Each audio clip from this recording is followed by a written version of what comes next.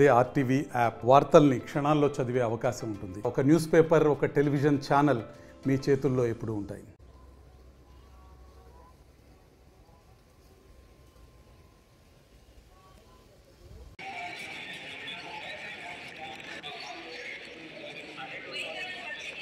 అందరికీ నమస్కారం అయ్యా. నిన్న మంత్రి ఇరిగేషన్ శాఖ మంత్రి నిమ్మల రామానాయుడు గారు ఒంగోలు వచ్చారు. ఒంగోలు వస్తే మంత్రిగా ఒంగోలు వస్తే సహజంగా మనం ఆశించేది ఏంది?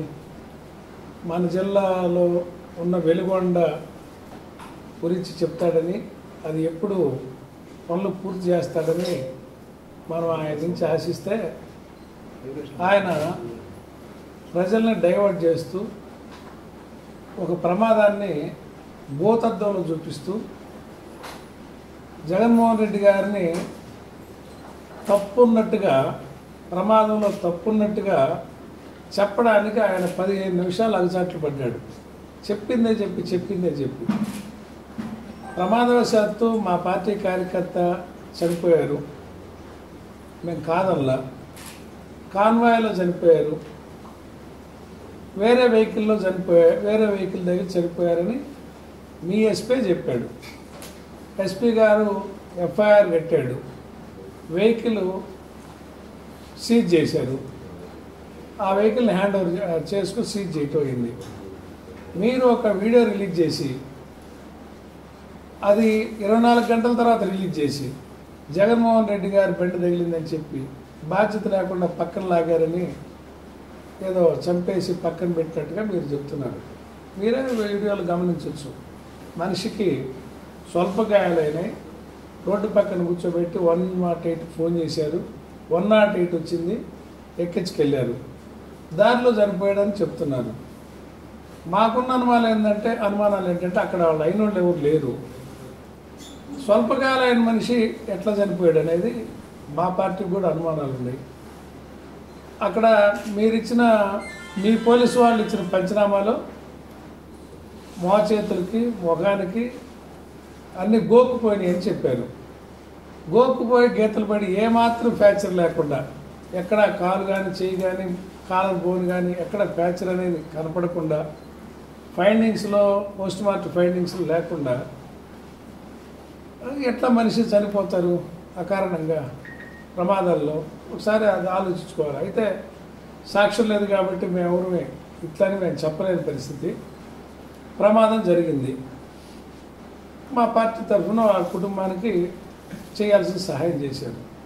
దాని గురించి ఒక మంత్రి ఈ జిల్లాకు వచ్చి చెప్పడానికి 15 నిమిషాలు టైం కేటాయించడం, జగన్మోహన్ రెడ్డి గారు ఉద్దేశపూర్వకంగా తొక్కిచ్చాడంటాం, అందుట్లో ఒక దళితుడిని తొక్కిచ్చాడంటాం. అయ్యా, మీకు దళితుల పట్ల ప్రేమ ఉందా? దళితులను బజార్లో నిలబెట్టి అరికాళ్ళు పగిలేటట్టు కొట్టడం, దళితులు ఆడపిల్లల మీద 14 మంది 15 మంది పాశవికంగా అత్యాచారాలు చేస్తుంటే వాటి గురించి మీ పేపర్లు రాయరు, మీరు సరైన చర్యలు ఉన్నట్టుగా కనపడవు. మీరు దళితుల పట్ల ప్రేమ ఉన్నట్టు మీరు మాట్లాడతారు.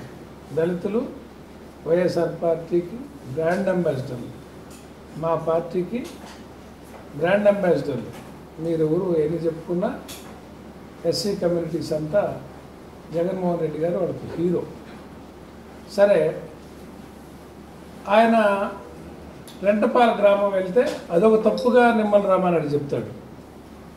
రెంటపాల గ్రామంలో మా పార్టీ కార్యకర్త, గ్రామస్థాయి నాయకుడు చనిపోతే వాళ్ళ తండ్రి వచ్చి, అయ్యా మా వాడు మీకు వీరాభిమాని, నేను విగ్రహం పెట్టుకున్నాను, మీరు వచ్చి ఆ విగ్రహాన్ని మీ చేతులతో ఓపెన్ చేయించుకోవాలని ఆయన కొన్ని పర్యాయాలు జగన్మోహన్ రెడ్డి గారు అడిగితే, ఓ బాధ్యతగా పార్టీ నా కార్యకర్త చనిపోయినందుకు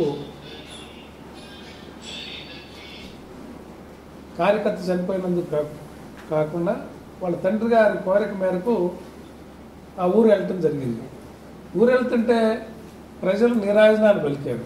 అంటే దారి పొడుగు జగన్మోహన్ రెడ్డి గారిని చూడాలని, ఆయన చేసిన సంక్షేమాలు ప్రజల్లో ఉన్నాయి కాబట్టి మీరు చేసిన వెనుపోటు గుర్తుకొచ్చి మీకు ఒక బుద్ధి చెప్పాలని కసితోటి ప్రజలు రోడ్డు మీదకి వస్తూ ఉంటే మీరు వాళ్ళని కంట్రోల్ చేయలేక అక్కస్తోటి ఆ టాపిక్ని డైవర్ట్ చేస్తూ ఆయన మనిషిని తొక్కియడం కోసమే తొక్కియడం కోసమే ప్రయాణం మొదలుపెట్టినట్టు, దాంతోపాటు కారులో ఉన్న వాళ్ళందరూ తొక్కుమని ప్రోత్సహించినట్టు, ఒక బస్సులో వెళ్తే బస్సు యాక్సిడెంట్ చేస్తే ఆ బస్సులో ఉన్న వాళ్ళందరూ బాధ్యులు, పక్కన విఐపి సీట్లో కూర్చున్న వాళ్ళు పక్కన ఉన్న వాళ్ళందరూ ఎట్లా బాధ్యులు అవుతారు? మనందరికీ తెలుసు యాక్సిడెంట్లు అయితే వెహికల్ సీజ్ చేస్తారు, స్టేషన్ బెయిల్ ఇచ్చి డ్రైవర్ని పంపిస్తారు, పేపర్లు అన్నీ ఉన్నాయో లేదని వెరిఫై చేస్తారు, ఇంతే కదా. డ్రైవర్ని కోర్టుకు పెడతారు. అట్లా కాకుండా ఏదో వెహికల్ తీసుకెళ్ళిపోయి బుల్లెట్ ప్రూఫ్ వాకర్ని తీసుకెళ్ళిపోతున్నట్టు ఈయన నేరం A2, A3, A4, A5లని కారులో ఉన్న వాళ్ళందరినీ ముద్దాయిలుగా చిత్రీకరించడం, ఈ పెట్టి కేసులతో మీరు ఏం సాధించాలని. మీరు ఒక మాట అడుగుతా, బాధ్యత లేకుండా ఆగలేదు, ప్రోగ్రాం క్యాన్సిల్ చేసుకోలేదు అంటే జగన్మోహన్ రెడ్డి గారు ప్రోగ్రాం క్యాన్సిల్ చేసుకోవచ్చు కదా అని నిమ్మల రామారెడ్డి మాట్లాడాడు అన్న. ఆ మాత్రం బాధ్యత లేదని. తమరికి లోకేష్ గారు పాదయాత్రలయ్యా ఎన్టీ రామారావు గారి స్వయాన మనవడు. లోకేష్ కూతురు బిడ్డ అయితే తారక రత్న కొడుకు బిడ్డ, నందమూరికి నిజమైన వారసుడు. స్ట్రోక్ వచ్చి పడిపోతే పాదయాత్ర మీరు ఆపారా? లోకేష్ ఏమన్నా పాదయాత్ర ఆపాడా? కందుకూరు చంద్రబాబు నాయుడు వచ్చి కందుకూరులో అపోజిషన్లో సభ పెడితే కాలువలో పడి 8 మంది చచ్చిపోతే చంద్రబాబు నాయుడు సభ రద్దు చేసుకుని వెళ్ళాడా? ఏంటి మీరు మాట్లాడే మాటలు? పుష్కరాల్లో మీ ప్రచార పిచ్చితోటి మీరు షూటింగ్ కోసం గేట్లన్నీ వేసి ఒక్కసారిగా గేట్లు తీసి అంటే జనం అందరం ప్రవాహంలాగా వస్తూ ఉంటే మీరు ఆ విజువల్స్ కోసం అంటే సినిమా ఇదేమన్నా నిజ జీవితాలతో ఆడుకొని గేట్లు ఒక్కసారిగా ఓపెన్ చేస్తే ఆ తొక్కిసలాట్లో ముహూర్తం ఉందని చెప్పి ఆ ముహూర్తానికి మీరు గేట్లు తీయటం, ఒకసారిగా ప్రజలు వచ్చి పడి ఒకరి మీద ఒకరు పడి 28 మంది చచ్చిపోతే మీరేమన్నా బాధ్యత వహించారా? క్షమాపణ కోరారా? మీరెట్లా బాధ్యత గురించి మాట్లాడతారు? మీకు నోర్లు ఉన్నాయని చిన్నగా చెబితే ఏదో ప్రజలు నమ్ముతారని జగన్మోహన్ రెడ్డి గారిని ఒక విలన చేసి మీరు చెప్పాలనుకుంటే ప్రజల పట్ల హీరో ఆయన, రైతుల పట్ల హీరో. రైతుల కోసం రైతు భరోసా కేంద్రాలు పెట్టి రైతులకు గిట్టుబాటు ధరకు ఇచ్చి రైతు భరోసా సంవత్సరం ఇచ్చి రైతాంగాన్ని అందరిని ఆదుకున్న హీరో ఆయన. వెల్ఫేర్ స్కీములతోటి పేదరికం బారదోళ్ళ హీరో ఆయన. ఆయన ఆలోచనలతోటి ఆయన ఆచరణతోటే మన రాష్ట్రంలో జిఎస్టీ వసూళ్లు పెరిగినాయి, అభివృద్ధి పెరిగింది, రాష్ట్ర ఆదాయం పెరిగింది, రాష్ట్రం పురోగతి సాధించింది.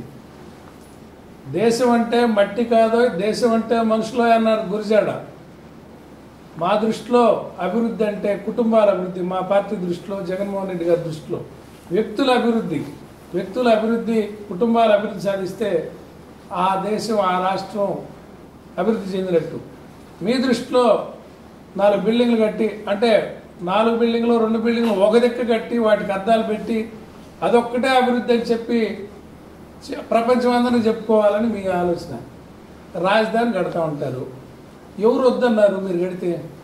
పోయిన సంవత్సరం 5 ఏళ్లలో 40,000 ఎకరాలు 30,000 ఎకరాలు ఎక్వైర్ చేసి సిఆర్డీఎల్ పెట్టి ఆ రైతులందరూ ముంచి మీ మాటల్లో మేము కొనుక్కున్న వాళ్ళందరికీ క్రయ విక్రయాలు లేక ఇరక్కపోయి నష్టపోయారు. మళ్ళీ ఇప్పుడు 50,000 ఎకరాలు అంటున్నావు. మీరు అంటే రైతులను మోసం చేసి ఆ భూమినే మళ్ళీ తాకట్టు పెట్టి రైతుల దగ్గర కూలింగ్ చేసి దాన్నే తాకట్టు పెట్టి మళ్ళీ లోన్లు తెచ్చుకొని ప్రభుత్వం నడపాలనే దుష్ట ఆలోచన. మీరు చేసే అన్ని తప్పులు, పరిపాలన చేత కాదు. అంతెందుకు ఎన్టీ రామారావు గారి పేరున్న పథకాలు ఉన్నాయి. ఎన్టీఆర్ గారు చేసిన పథకాలు ఇప్పటికీ కూడు గుడ్డ నేడని చెప్పుకుంటున్నాం. రాజశేఖర రెడ్డి గారు చేసిన ఫీజు రియంబర్స్మెంట్, ఆరోగ్యశ్రీ అని చెప్పుకుంటున్నాం. జగన్మోహన్ రెడ్డి గారు చేసిన అమ్మఒడి లాంటి పథకాలు ప్రజల్లో ఫలానా ఆయనే చేశాడని చెప్పుకుంటున్నారే. చంద్రబాబు నువ్వు ఎన్నిసార్లు ముఖ్యమంత్రి అయితేవయ్యా ఒక్క పథకం నీ పేరు చెప్పుకునేది? నువ్వు జనాన్ని ఉద్ధరిస్తానికి ఒక్క పథకం చేసావని చెప్పుకోలేము. మాటలు తీయంగా చెప్తూ వీళ్ళు ట్రైన్ అయ్యి ఒక పేపర్లో తనకు సొంత మీడియా ఉందని అబద్ధాలను చెప్తూ చెప్పడం నిమ్మల రామానాయుడు స్థాయికి నిన్న మాట్లాడటం తగింది కాదని హితవు చెప్తా ఉన్నాం. ఆయన వెలుగొండ ఎప్పుడు పూర్తి చేస్తానో చెప్పినట్టయితే బాగుండేది.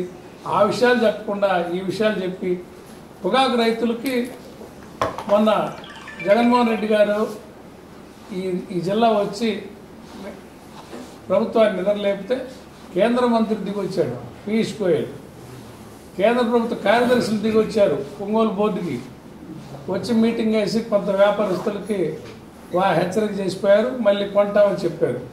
కొంటామని చెబితే రాష్ట్ర ప్రభుత్వం సగం కేంద్ర ప్రభుత్వం సగం వేసి ఈ లో గ్రేడ్లు అయితే బేళ్లు వెనక్కి వెళ్తున్నాయి కొంటామని చెప్పారు కదా.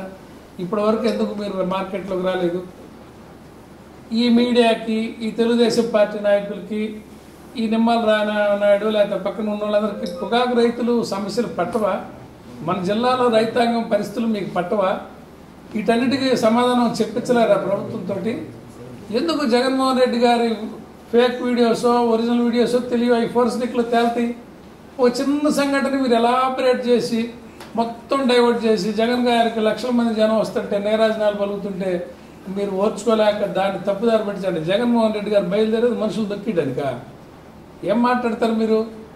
ఇది మంచి పద్ధతి కాదని హితవు చెప్తూ రప్ప రప్ప రప్ప అంట. ఈ రప్ప రప్ప అని బోర్డు పట్టుకున్నాడు వీడు. ఈ రప్ప రప్ప అని బోర్డు పట్టుకున్నాడు వీడు తెలుగుదేశం పార్టీ కార్యకర్త. వీడు రవితేజ బొల్లెద్దు. ఇదిగో వాడికి మెంబర్షిప్ 24 నుంచి 26 దాకా వాడికి మెంబర్షిప్ ఉంది పెదకూరపాడు కాన్స్టిట్యున్సీలో. బొల్లెద్దు రవితేజ. వీడికి పెదకూరపాడు కాన్స్టిట్యున్సీ తెలుగుదేశం పార్టీ కార్యకర్త. మీరే పంపించి మీరే బోర్డులు పెట్టి అంటే మేము మెడలకు వస్తామని గొంతులకు వస్తామని ఎందుకు మాట్లాడతారు? మీరు మాట్లాడుతున్నారు. చంద్రబాబు నాయుడు స్థాయి తగ్గించుకొని ఏమంటాడు? పాతాళాన్ని దుక్కేస్తాను, భూస్థాపితం చేస్తానంటాడు. ఆయన వయసు ఎంత? ఆయన మాట్లాడదగిన కొడుకుతో సమానమైన జగన్మోహన్ రెడ్డి గారిని అట్లా మాట్లాడొచ్చా? భూస్థాపితం చేస్తాడా? ఆయన ఏమంటాడు? పవన్ కళ్యాణ్ నారదీస్తాడంట, తొక్కి నారదీస్తారు. ఏంది మీ మాటలు? మీరు రెచ్చగొడతా, మీరే ప్లే కార్డులు పట్టిస్తా, మళ్ళీ మా మీద నిందలేయటం. ఇది మీకు మిమ్మల్ని ప్రజలు ఇవ్వాలి కాకపోతే రేపు అర్థం చేసుకుంటారు. మీరు మాట్లాడిన మాటలు పవన్ కళ్యాణ్ మరి అయితే కొడకల్లారా. జగన్మోహన్ రెడ్డి గారి నోట్లోంచి ఏ రోజన్నా ఒక నోరు జారిన మాట వినపడిందా? ఒక బూత్ మాట వినపడిందా? మరి ఆ చంద్రబాబు నాయుడు నోట్లోంచి నోరు జారాడు. కొట్టండ్ర కొడకలని పోలీసుల మీద గుసికెళ్ళిపోయాడు చిత్తూరు జిల్లాలో. తరవండి అని పవన్ కళ్యాణ్ బూతులు తిట్టాడు, లోకేష్ రెచ్చగొట్టాడు. ఇప్పుడు ముఖ్యమంత్రిగా ఉండి ప్రతిపక్ష నాయకుడిని భూస్థాపితం చేసేది ఏంది? మీరు రెచ్చగొడతా, మీరు భయపెడతా, రేపు మళ్ళీ ప్రభుత్వం మారితే ఏమైద్దని మీరే భయపడతా, రేపు మళ్ళీ ప్రభుత్వం మారితే ఏమైద్దని మళ్ళీ మీకే భయం. మీరే అన్నీ రెచ్చగొట్టేది మీరే, తిట్టేది మీరే, మళ్ళీ భయపడేది మీరే. ఇది మంచి పద్ధతి కాదు. తెలుగుదేశం పార్టీ కార్యకర్తలకు చెప్తున్నా, మీరు ఆ నాయకత్వానికి మైండ్ పోయిందేమో, మీరు సరి చేసుకోండి. లేదంటే ఇది మీకు బాధగా మారుద్ది. వీళ్ళందరూ రేపు పారిపోతే మీరందరూ గ్రామాల్లో పట్టణాల్లో ఉండేవాళ్ళు బాధ్యత వహించాల్సి వస్తుందని కార్యకర్తలందరూ ఈ నాయకులకు తగిన బుద్ధి చెప్పండి అని ఈ సందర్భంగా తెలియజేస్తున్నాం. మరిన్ని వీడియోస్ కోసం ఛానల్ ని సబ్స్క్రైబ్ చేయండి. లేటెస్ట్ అప్డేట్స్ కోసం వాట్సాప్ ఛానల్ ని ఫాలో అవ్వండి. ఆ లింక్ డిస్క్రిప్షన్ లో ఉంది.